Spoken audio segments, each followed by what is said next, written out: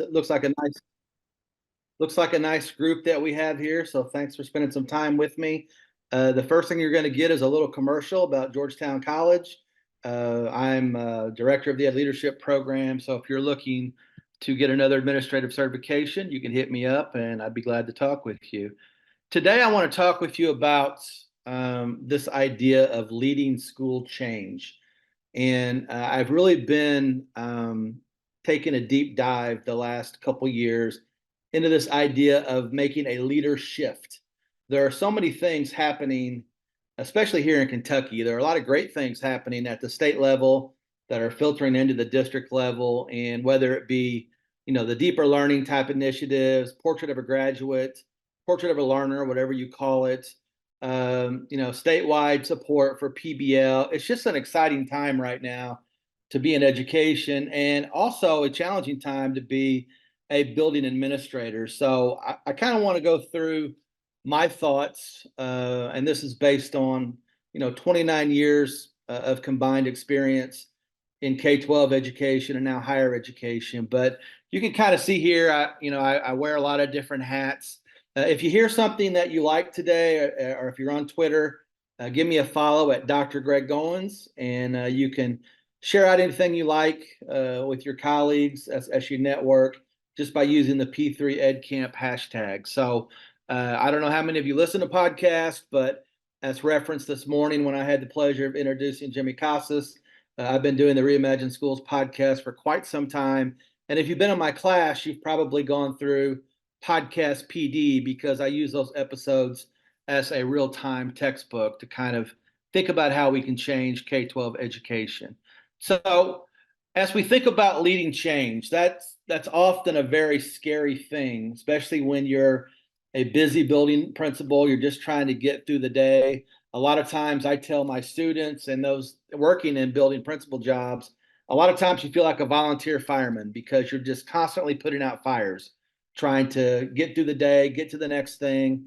You're afraid to even leave your office to go to a PD event in person because you're afraid of what you'll find when you get back. So that's why this virtual experience is a good thing, I think, with P3.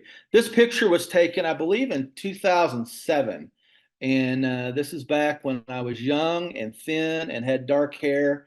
This was the very first meeting that I had with my high school principal and the outgoing superintendent when I took a superintendent job in Illinois in 2007.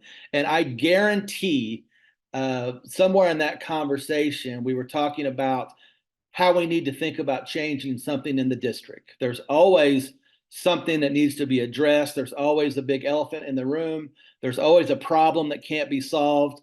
And your business card may say principal or superintendent, but at the end of the day, you're the chief problem solver. And so I think we don't spend enough time talking about how to solve those problems and what leading change actually looks like. So that's kind of what I want to go through with you today. This is one of my favorite quotes from Steve Jobs. If you're working on something exciting that you really care about, you don't have to be pushed. The vision pulls you. Really early on into my 15 years as a superintendent, I became really entrenched in this idea that schools need to change, and that traditional school model has been around, as you can see here, since 1893. And those of you that have had me in class or know a little bit about school history in this country, 1893 is when the Committee of 10 got together, and they're the ones that really designed the American high school system as we know it today. We still are separated by subjects. We're all going to go to science class for 43 minutes and the bell's going to ring. Then we're going to go to math. Then we're going to go to English and on down the line. And so that model has been very effective for a long time. It was designed, as most of you know, for the Industrial Revolution and for factory workers and people doing repetitive type skills. Also for people that are going to serve in the military, because we want soldiers to be obedient and do those things we ask them to do, just like the repetition on an assembly line. So a lot of things have changed in our world since 1893, obviously, but I find it fascinating a lot of times that traditional school model, you can still find that in a lot of schools around the country. In fact, most schools. And there have been a lot of changes, of course, along the way. We've sprinkled in some technology, we've replaced some things, but in a lot of ways, that traditional method of teaching and learning is still very much relevant. So that's kind of the thing that's pulled me in throughout the last several years of my career. And if we're going to talk about what we need to change, we need to talk about how we need to change. So I also don't think we talk nearly enough about the fact that Kentucky is doing some amazing things nationally in K-12 education. And even back, Commissioner Glass is no longer with us, but I've had a chance to talk with him on numerous occasions. I've had him on my podcast. And we're one of the few states that actually have a statewide initiative for Portrait of a Learner, Portrait of a Graduate, the Deeper Learning Initiative, PBL with PBL Works, some really great things happening. And I think in the next slide, I make reference to a statistic that 70% of Kentucky districts either have a Portrait of a Learner already completed or they're in the process of doing so. And as you know, this really begins with the 4 C's. We want people that are going to be creative, people that are going to be collaborators, people that are critical thinkers, and people that are effective communicators. Now, these other two here on top and bottom have been added to the Kentucky model, and rightly so, because these are very powerful. We also want an engaged citizen and an empowered learner. And the empowered learner is something that's going to come back here shortly as we get into the slides. But if your district doesn't have a Portrait of a Graduate, Portrait of a Learner model, you'll probably be doing one soon. And the big thing for me is, and I've had this discussion with a lot of people, is how do we make sure that this is a living, breathing thing and really has legs in your school? If this just becomes a pretty poster on the wall or a fun little graphic on your school website, and we never really utilize it to make sure those competencies are fulfilled by the students in our district, then I think we're missing a golden opportunity. And here's the statistic I just gave you: 70% are either have done it or they're thinking about doing it. So probably the most challenging part when we talk about change is it's a risk. Anytime you're talking about deep change, it's a huge risk. And a lot of building principals will tell me they just don't have the time or the bandwidth to jump into one more thing because they've got too many things they have to do on a day-to-day basis. And that's a fair argument. I've been in that seat. I know how busy you can get. But I also think if we're moving the wrong direction in some areas, we have to stop the bleeding and figure out what that leader shift is going to look like. And quite frankly, we fear change because we can't anticipate the outcome. Nobody knows what's going to happen and what that's going to look like. And so in order to get out of your comfort zone, that's the only way you're going to be able to really go that next level and really see some significant things happen in your school district. And that's where the magic happens. And quite frankly, when we talk about change, it can be extremely overwhelming. This looks very much like my storage unit as I went with my wife to get our Christmas decorations out in mid-November for the Christmas tree and for the house. You open the door and it's just a mess and it's very overwhelming. And the response is just to shut it down and hope it goes away.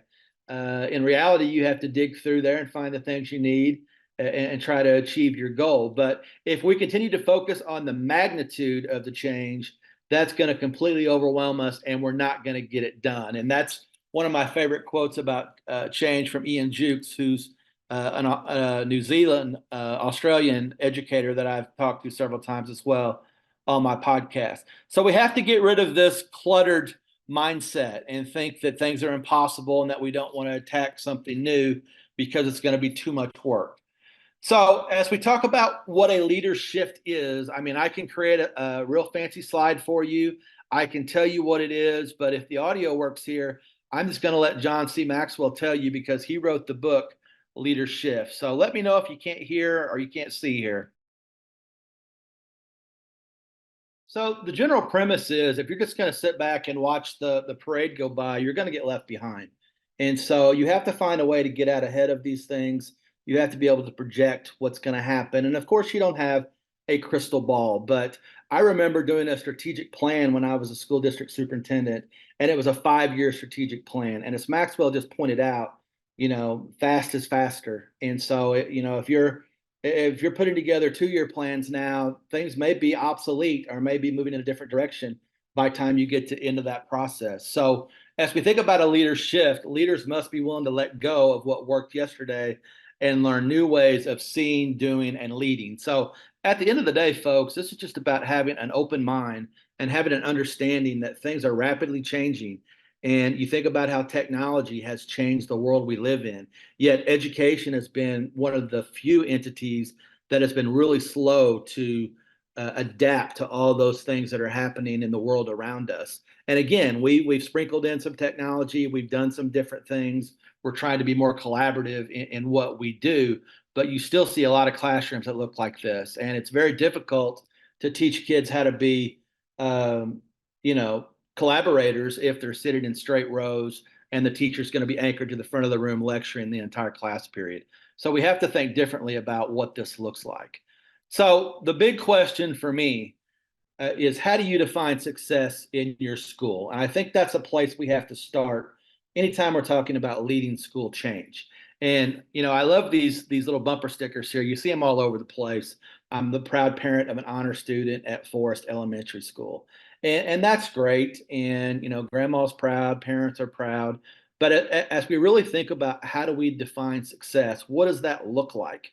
And I wish I had more time to go around the room and to get everyone's response, but certainly we don't have that kind of time.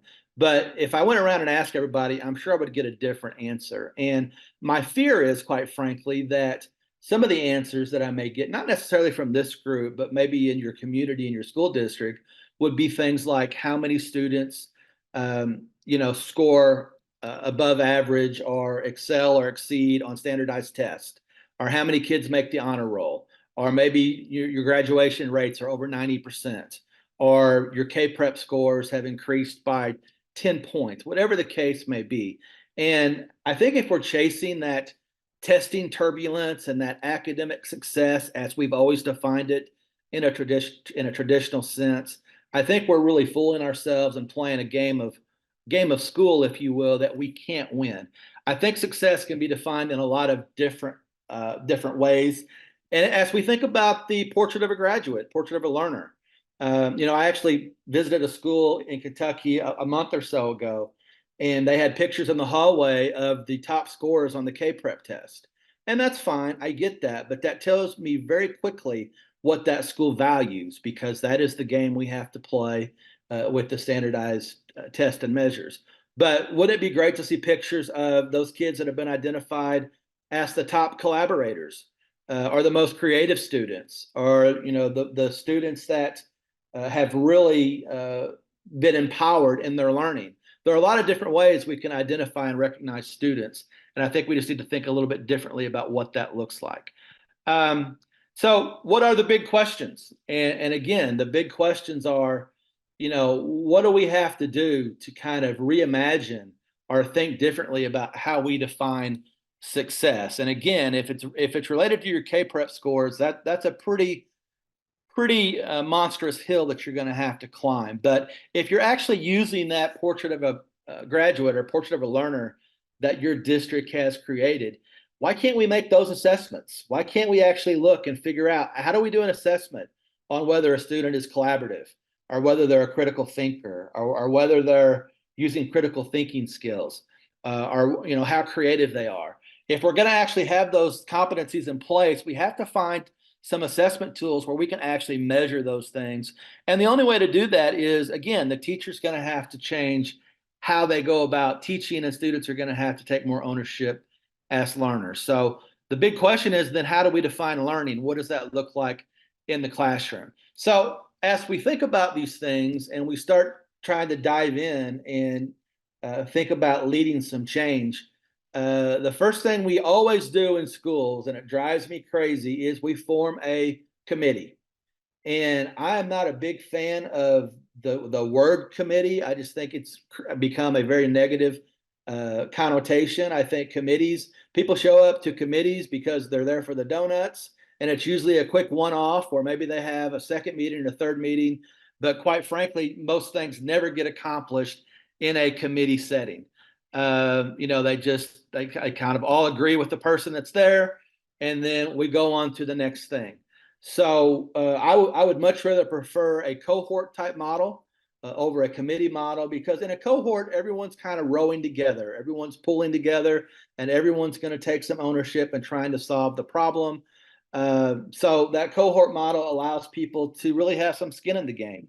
And there's not really a set number of meetings that we're going to have. There's really not going to be a set agenda. We're just going to all dive in and do the research and figure out how we can solve the problem. Now, a lot of times when we jump into strategic planning, we do a lot of these things. And again, if you've had me in class, you know what a SWOT analysis is. We're looking for the strengths, weakness, and opportunities and threats. If you want to flip that, you can do a TOES analysis, which then you're kind of doing that in reverse order and looking at more internal and external type things. And then if you want to get real fancy, you might do a PEST analysis where you're looking at political factors, economic factors, social factors, and technology factors. So all of that is great, and I've done those things myself. But in the great words of Todd Whitaker, there are only two ways to improve a school significantly, and that's to get better teachers or improve the ones you already have. And we know with a massive teacher shortage here in Kentucky, getting the best teachers is a challenge. So you better be a pretty darn good classroom coach and mentor for those teachers you have, because we've got to find a way to move them from good to great. So the evolution of teaching, I think, is also something we need to spend more time talking about. This stand and deliver model here that you see, the teacher anchored in the front of the classroom, imparting his or her wisdom onto the students, that's nothing more than sharing content knowledge. And we expect the student to sit there and absorb that knowledge and hopefully memorize those things, and then ultimately regurgitate those things, if you will, on the next test. And a statistic that I've seen recently is high school students in particular forget everything they've learned or memorized, let's say, in a 72-hour period. So that's why a lot of teachers have to review on Thursday and give the test on Friday, because there's a very short shelf life for some of that information. I think the big shift we need to make is the teacher needs to become a designer.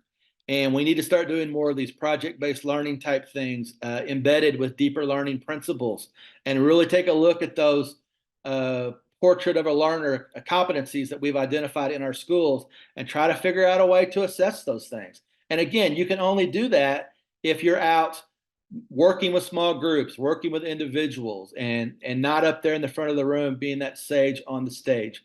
So that's really kind of the evolution of teaching. We have to think differently about the role of the teacher. Students also have to change. A student just sits there and listens and hopefully absorbs knowledge. A learner is someone that takes more ownership of their own learning. A learner is that kid that bought a new game at GameStop and he's already figured out how to play it without reading the directions, because he's already watched 12 YouTube videos looking for cheat codes on how to do it. A learner is engaged. A student is more passive. So the average attention span, I share this stat a lot for the average teenager, is anywhere from 12 seconds in the year 2000 to about 8 seconds today to capture their attention. So when the class starts, if you're taking roll or you're reading announcements, whatever you're doing, you don't have a whole lot of time before you may lose them. So we've talked about students taking more ownership. We've talked a little bit about deeper learning, so I'm going to run through this. Some of the things I often get questions about: what does change look like? I'm affiliated with the Modern Classrooms Project, which is a 3-tiered instructional model that actually allows the teacher to take that coaching role. And if you want to learn more about that, you can go to the website or connect with me and we'll talk about it. A lot of school districts are going to a non-traditional grading, in which they're doing portfolio defense type work, and you can get with Envision Learning Powers partners here, and they can kind of walk you through what that looks like. And then one organization that I've spent a lot of time talking with is the Mastery Transcript Consortium. This is great for high schools, and they're not looking simply for letter grades and averages. They're looking for that portfolio work that they can assimilate and put together and send for college admissions. And that's been very successful as we think about what it looks like to reimagine schools. But in my mind, I've talked about what doesn't work or what I've seen that hasn't worked. Quite frankly, I think you need to use a design thinking process. And design thinking is simply having that mindset and approach to problem solving and innovation anchored around human-centered design. And there are really 5 steps. We're all designers in the process. And the first one is to be empathetic. The first thing we have to do is we have to understand what the problem really is. And I've been in too many meetings where we talk for hours and hours and we never truly identify what the problem is. But we have to start in a place of empathy. We have to understand the needs, feelings, and experience of others. And that's where we begin in a design thinking process. Then we have to define the problem. And that is where the secret sauce comes in, folks. If we spend enough time in that empathy step and we actually, move away from that committee model to more of a cohort model, let's define the problem and let's all agree on the problem before we jump in and spend a lot of time and resources on what's next. Phase 3 is to ideate. Ideate is just a fancy word for brainstorming. So to be creative and be a divergent thinker, coming up with moonshot ideas. I used to love it when my principals came up with the most outlandish, off-the-wall ideas. There were no bad ideas in a Dr. G meeting. I wanted to hear all of them, and I wanted you to throw out as many ideas as possible, and something's going to stick eventually. Number 4 is to prototype. Once you actually come up with some solutions. I was the king of pilot projects when I was a principal and a superintendent. I was doing a pilot for PBL, very early in my career. And if it works, we expand to other places. If it doesn't, we make some tweaks and we continue to think about what needs to be fixed. But go ahead and prototype something and build it and test it out. And then the testing process is so important. You have to go through that process. And it's not going to be a one and done. It's not all going to be perfect right off the bat. You can see this group of kids podcasting here in their school. You just have to have the courage to try things, folks. And too many times we're afraid to try because we're afraid that we're going to fail. And that is, another great barrier in addition to all that clutter that we don't want to have to deal with. So people ask me all the time, all right, this is good and well. We now have a process. We're going to go through a design thinking process and think about, what we need to do.